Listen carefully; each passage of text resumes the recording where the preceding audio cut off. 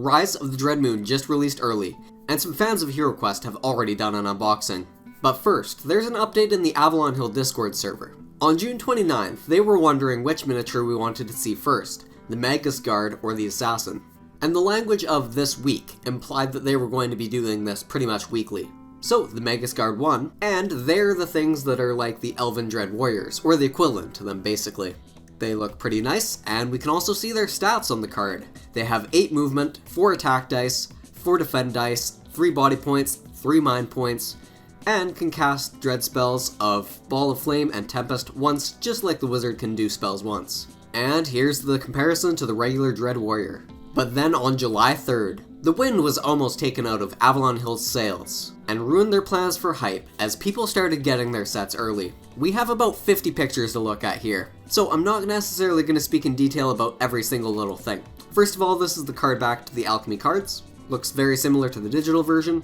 We have a Potion of Strength, which is a crafted version of the existing Potion of Strength. Potion of Superior Restoration, which has a cost, allows you to restore all body and mind points, and also cures lycanthropy. The Potion of Unforeseeable Fate causes you to draw 1 random card from the Alchemy deck, and the effects of whichever random card you draw are immediately activated. This is sort of like D&D's Wild Magic or Minecraft's Suspicious Stews. Or Potion of Vision. The Gilded Eye of the Vial seems to follow you. Drink this potion to see all secret doors and traps shaded with gold in the quest book within your line of sight. This potion's effects end if you suffer any amount of damage. Next, Potion of Speed, where you roll 4 movement dice instead of 2. Potion of Restoration we've seen before. Potion of Recall. Drinking this potion allows you to recover 1 spell that you've already cast during the quest, so this allows you to cast 1 spell twice, basically. Magic resistance potions allow you to cancel any damage-causing spell effects on you. I'm assuming that just like healing potions, you can drink these types of potions at any time. It's the get-out-of-jail-free card for magic damage to your character. Potion of Magic is more potent and allows you to recover 3 spells that you've already spent, though it's crafted. It's one of the crafted potions. Potion of Lesser Healing, restoring up to 2 body points. Potion of Healing is 1 red die, so it could either be 1 or 6, or any number in between. And Potion of Icy Strength, deal twice as many body points of damage as shown on your attack dice. That one seems pretty good too. Potion of Frostskin we have seen before. Potion of Dexterity, you can either move more or jump over a pit trap for free. Potion of Defense, similar to this Potion of Strength, with 2 additional defend dice instead of 2 additional attack dice. Potion of Battle Rage, you make 2 weapon attacks instead of 1 on your turn. That's kind of cool. Celerity, which gives you up to 12 squares of movement on your turn. And you also make 2 weapon attacks instead of 1. To me, this celerity seems almost like D&D's haste, though there's no negative effect once it wears off. It just ends when you take damage. Heroic Brew, that's pretty normal, though it's a crafted version. Ogre Grog.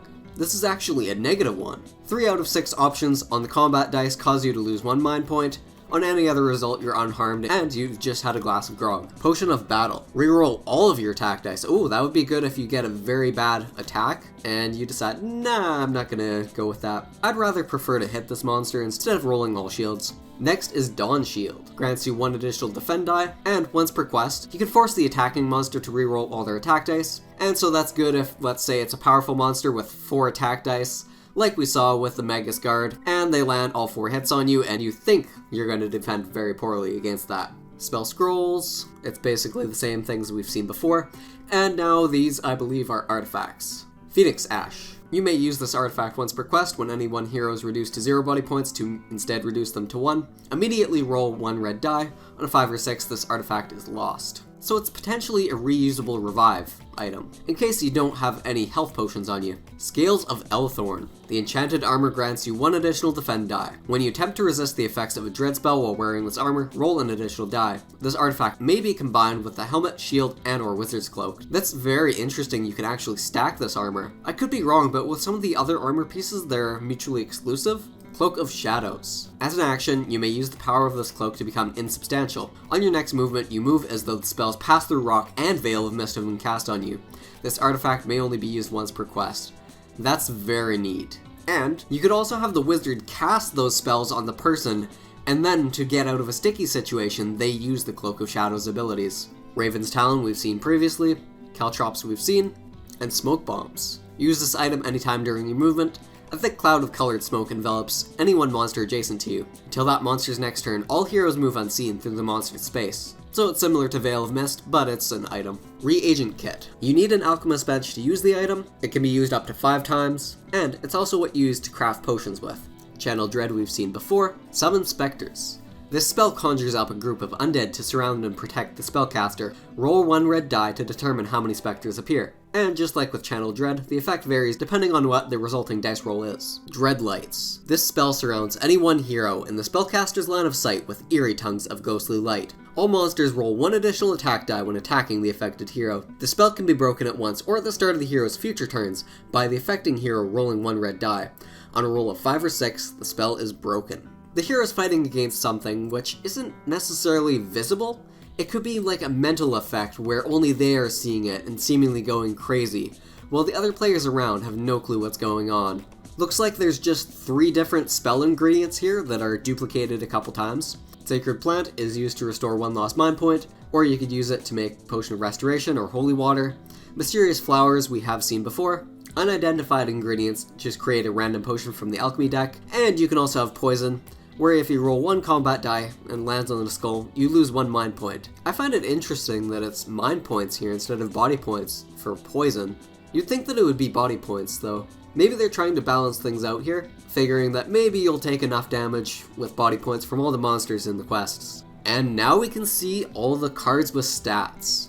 Elven Warrior with the sword is 6 movement, 4 attack, 3 defend, 3 body, 2 mind. Dread Cultists, which we can actually see in this version of the game, it looks like they're wearing a mask for sure, and that is not their skull face. With the old miniature, it was very hard to tell. They have 7 movement, 2 attack dice, 2 defend dice, 1 body point, only 2 mind points. But they can also cast once per quest, Dreadlights and Channel Dread. The Elven Archer we've seen before. The Assassin is the one with the flail and the dagger attached on the end. They can attack diagonally, which is kind of cool. They have 10 movement, which seems like a lot, 5 attack dice, 3 defend dice, 2 body points, 3 mind points. Magus Guard we've seen before, Spectre we've seen, and Dread Wraith, which is the thing on the box. Each Dread Wraith is ethereal, and may cast each of the following Dread spells once per quest. Dreadlights, Channel Dread, Fear, and Summon Spectres. Dread Wraiths have 9 movement, 6 attack dice, 4 defend dice, 5 body points, and 5 mind points. And just like the miniature takes up 2 tiles, it looks like it's going to be taking up 2 tiles on the map as well. Oh, I just noticed the Magus Guard art. I didn't take a close look at that last time. I like how there's just those 2 glowing eyes staring back in a darkened helmet. Really adds to the Evil Knight aesthetic. And this is the Cadre of the Raven's Veil, all 4 of them. We've got the Scout, 9 movement, 2 attack dice, 3 defend dice, 2 body points, 2 mind points. They have the Dwarf's ability to detect and disarm traps, and cost 50 gold coins to hire. Looks like their map symbols are really just their weapon loadouts. The Arbalist is the person with the crossbow, and when attacking adjacent monsters they use a broadsword instead. I'm guessing that the crossbow has the same amount of attack dice as the broadsword does, and that's why there's only 1 number listed there for attack dice. They have 6 movement, 3 attack, 3 defend, 2 body, and 2 mind. The glaive one is kind of interesting, because they don't have any kind of proper title for them. Their name is literally just what weapon they have, and I did think it was a polearm other than a glaive last time, but seeing the image here rather than the miniature, I can easily make out that that's a glaive, especially with this symbol right here. They also have 6 movement, they have 3 attack, 3 defend, 2 body, 2 mind, so basically the same as the Arbalist, but they can attack diagonally, and they also cost 75 gold coins, like the one beside. And the Striker with the double axes is the one we saw previously. That's just the back of all the Mercenary cards. Knight's skills we have seen before, the Card of the Knight we have seen, and here's the tiles. The courtyard right here, all of these tokens, the caltrops, trapdoors. These are what I thought were Dreadmoon tokens, but I believe later on it shows that they're called lunar tokens, something like that. The mirror, 2 sides of it. Got the 5 icon, the Cadre of the Raven's Veil, and a symbol for the assassin. You also have your masks. And on the flip side of it, you also have masks, you have hoods, you have ones on the other side of those tokens. Looks to be some weird eye things right here. You have some NPCs, which you don't know whether they're going to be good or evil. Looks to be an elfin helmet on this thing, possibly one of the statues that's depicted. And this thing right here, I do know what it is. It's sort of a safe house, and I'll get to that a little bit later, but I do like the detail there of the rug and the barbarian's broadsword right there. You've got a couple random axes and weapons lying around. You have a desk of some kind, likely an alchemist's bench, and a pot in the corner. So that's the first batch of 20. Let's go on to the next set. The introduction to the quest. I'm not going to read all this out, I'm just summarizing. So the mirror gates of Elithorn have been tampered with, which closes off Mentor's contact with them, which I had predicted that maybe something happened to the mirror after Mage of the Mirror, even though I haven't played that expansion. The Night of the Dread Moon is an astrological event that happens once every millennium, and it makes dread magic more powerful. Just like with Prophecy of Teller, Mentor can't decipher his lore tome. I understand that fate can be tricky, and that it changes from time to time, but this guy's book is so unreliable. He just sends you into battles like, I don't know what's going on, you deal with it. And he wants you to stop the Dread forces from destroying the kingdom of Elithorn. Next is the rules of how you hire those mercenaries, the Cadre of the Raven's Veil. After that, it gives you instructions about drinking potions, and it allows us to see artwork of the Cadre all together on the single page. Disguises is something interesting here. A hero may go disguised by taking the disguise token, which is the masks we saw at the start of quests that allow it. They have to keep a low profile to be considered disguised, avoiding large weapons and loud magic. So this adds an element of stealth missions to the game. And they have certain things that they can only do, otherwise they lose their disguise. They do keep their equipment, but they can't use it when they're disguised. It appears that there's some weirdness that happens with artifacts too when you have disguises on. When it comes to crafting potions, the wizard doesn't need a reagent kit to craft them, similar to how the dwarf doesn't need the kit to disarm traps.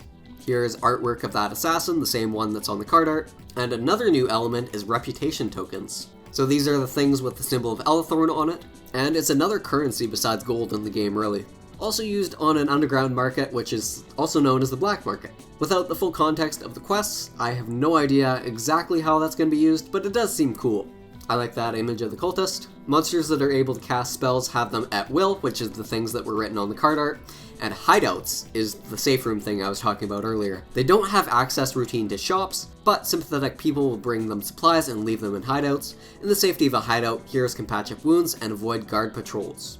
So it sounds like to me without these hideouts, you aren't actually able to heal between quests. Each hideout is equipped with an alchemist bench, maybe search for treasure once per quest, and is safe from threats. Any wandering monster cards within that hideout do not take effect, immediately return to the bottom of the deck. So searching for treasure every time really has no consequence within that room. Each hero may roll one red die and restore that number of points, divided among body points and mind points within that room. These hideouts add short rests, really, to the game, which is a D&D element, but I will get to that a little bit later on about what I think of this expansion adding new mechanics like this. And to me, it sounds like this is going to be used rather than the staircase, and that similar to a game like Left 4 Dead, you're going to be both beginning and ending quests in these hideouts. Or at least that's my guess anyways. Sometimes you begin at iron entry doors and wooden exit doors, and of course it's always specified in the quest book. I find this interesting that at the start of a quest, the heroes line up outside the door and ask Zargon to open it, so you're almost going into an entire land of mystery,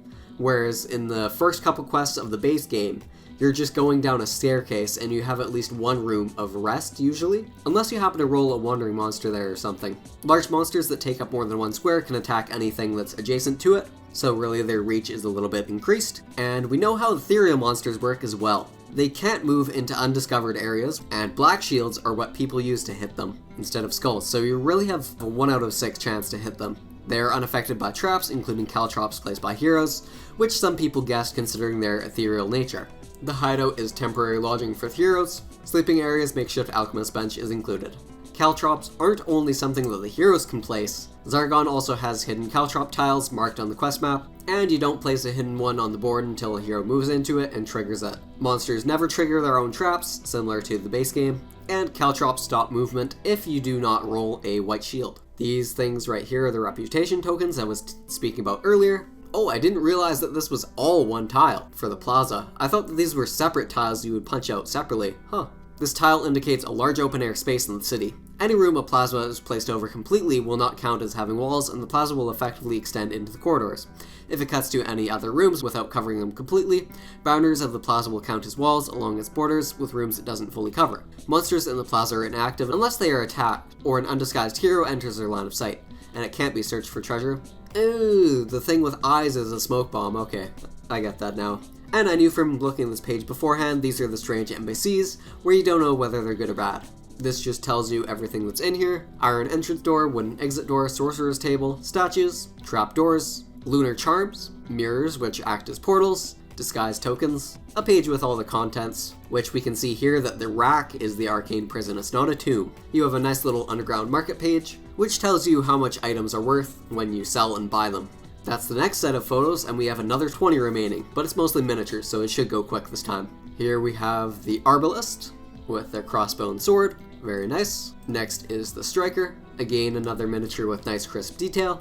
Can't remember this one's name, but it's the more scout-like one that's crouching, and they have a wolf shield on their back. Here is the front view of them. Here's the Striker wielding their glaive. This is a Spectre, and here's this set's equivalent of the rack, at least the side view of it. Got some nice spike detail coming up from the bottom, cloth overhanging here almost like a flag, and the top view shows us that there's somebody's spirit trapped inside, with a similar looking symbol that's on top of the doors. Here is the Dread Wraith, and while it is again transparent, a little bit harder to make out detail, you can clearly see that there's a nice big face there, and that there's spikes of whichever sorceress's crown that may be. Here is one of the two statues, and it looks like there's a helmet that at least goes partway over the face.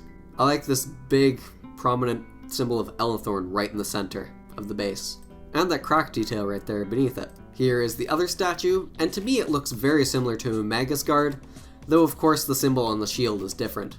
I guess it makes sense that I'm reminded of it considering they're both elves in heavy armor. Different symbol right here as well.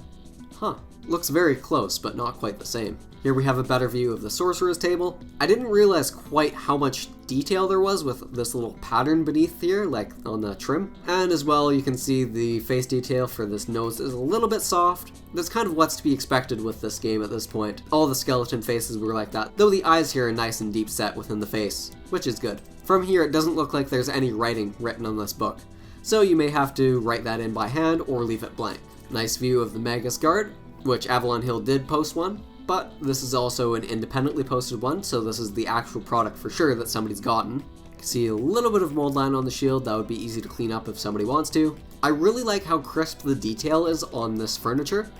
Looks very nice. I don't even know what you call these elements, but they do really match with an elven aesthetic, as they're very flowing and almost plant-like. Here's the royal looking table, top view of it, which shows the board texture on top. Close-up view of the Dread Cultist, which even with the miniature you can tell they're wearing a mask of some kind.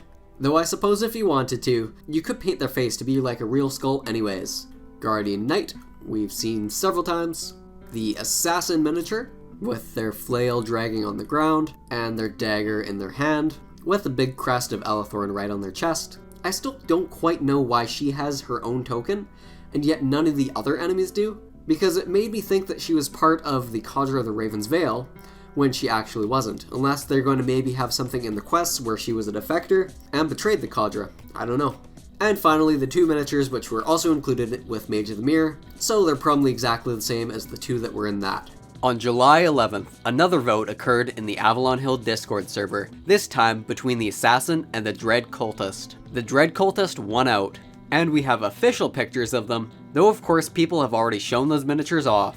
On July 13th, we got to see the Assassins anyways, and I'd assume that this is because the release and HeroQuest Day is 2 days away at this point. So after a good 50 to 60 pictures, and 40 minutes of recording, what do I think of this expansion? You'll have to take my opinion with a grain of salt, considering that I myself have only played 3 or 4 quests into the quest book, and have only DM'd the trial twice. But in my opinion, I think that this expansion is exactly what HeroQuest needs. One of the many criticisms levied against the new version of HeroQuest was that it's too basic and simple and needs an update. And these expansions are a way to still preserve the essence of the game and keep some of the same core mechanics the same, like the roll to move rule, while also adding more D&D-ish elements and advancing the game overall. If you watch somebody play the expansion and you hate the idea of stealth missions, guess what? You don't have to buy this expansion. And you could just play the base game, Keller's Keep, Return of the Witch Lord, Frozen Horror, Mage of the Mirror, and you're all set. You don't necessarily have to buy this, and with the core essence of the game preserved, it's not like HeroQuest is going to be changing into a different game anytime soon. That's all the news we have for now until the official release happens on July 15th. Thanks for bearing with me, this was very long and it's going to be a pain to edit. Goodbye.